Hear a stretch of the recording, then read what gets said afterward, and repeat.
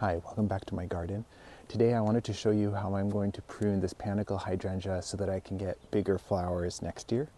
So for starters, we got this one about 15 months ago, and there was a landscaper who had torn it out of a garden because I guess the owner didn't want it anymore. So he was selling it for cheap. So we got it for $50, which I think was a steal for something this big. When we got it, it wasn't in great shape though, so we weren't 100% sure if it was gonna survive.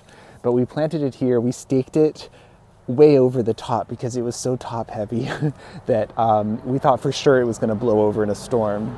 And then because it was the first year we had it, I didn't want to like prune it too severely or anything. I was like, okay, let's just like have it survive this first winter. And then it did great. It bloomed for us really nicely as well.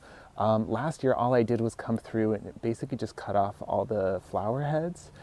And we got a ton of blooms, but they were all like really small. Like I would say no more than maybe 6 inches. So this year the plan is to come back and kind of reshape it. Now that it's like pretty established, we know that it's like alive and all that.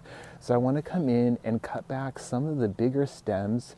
You can see, or you might be able to see that there's some, the nodes are still visible, but this type of hydrangea can bloom pretty much from like anywhere. It will grow new shoots. So I'm not like too worried about it.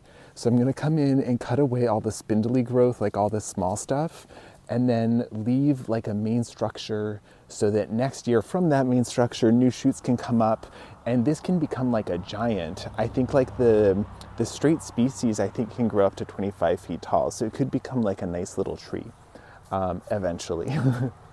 So there isn't so much of a plan. It's more, how do I think it will look nice? Like how do I reveal a nice structure from which we can get a bunch of new growth and blooms and stuff?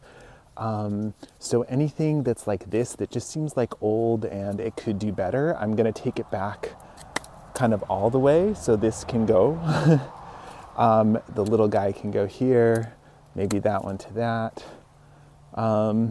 This one, I think I'll just cut the whole thing back, maybe to like here. And I'm just gonna be ruthless. This one is crossing over a couple too, so if it got a lot bigger or longer, it would rub. So I'm just gonna take it out at the base. I'm trying to give them as clean a cut as possible, but it's not always hard when you can't get the angle. Whew, it feels very cathartic to do.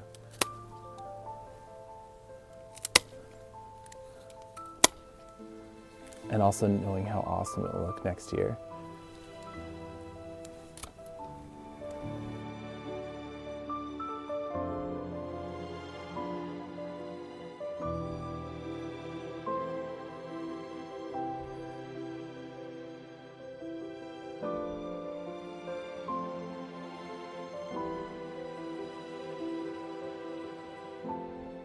Well, that looks pretty severe, but trust me, it'll come back, and next year the flowers will definitely be bigger. It should put out, like from each of these, it can easily put out kind of 3 new stems that can be like strong and vigorous, and then it could put out more from here. So I tried to leave the structure fairly open. There's a few spots here that it's maybe a tiny bit congested, but I wasn't sure exactly where to cut. So I thought I can see how it does this year and then tidy it up again next year. And then one final point is that this only really works for Panicle hydrangeas and also arborescens hydrangeas, which are one of the North American natives. These are the 2 types of hydrangea that I know of anyway that bloom on new wood. So if you were to do this to one of your other hydrangeas, it would survive, but it wouldn't bloom for you for at least a year. So this one will bloom late spring, early summer next year. As far as the time of year to do this, I find winter in general is like a good time. I would maybe caution if you have like really severe winters. I've heard that sometimes just having the old growth there can help like insulate the plant a little bit. For us, we do get snow sometimes, but it tends to be kind of wet, heavy snow. So I wouldn't want it to break any of the branches somewhere other than where I want them to break, which is why I'd rather do it kind of before we get any snow. And other than that, it's really forgiving. So I would say go for it if you're unsure. As long as you can figure out the type of hydrangea you want, it's kind of hard to go wrong. And within a couple of years, even if you had cut it like, even if I cut it like here and lost all of this structure, it would definitely put up a few new shoots this year that then I'd be able to train and kind of retrain a canopy for it. So Anyway, but thanks for coming along today, and I'll catch you next time.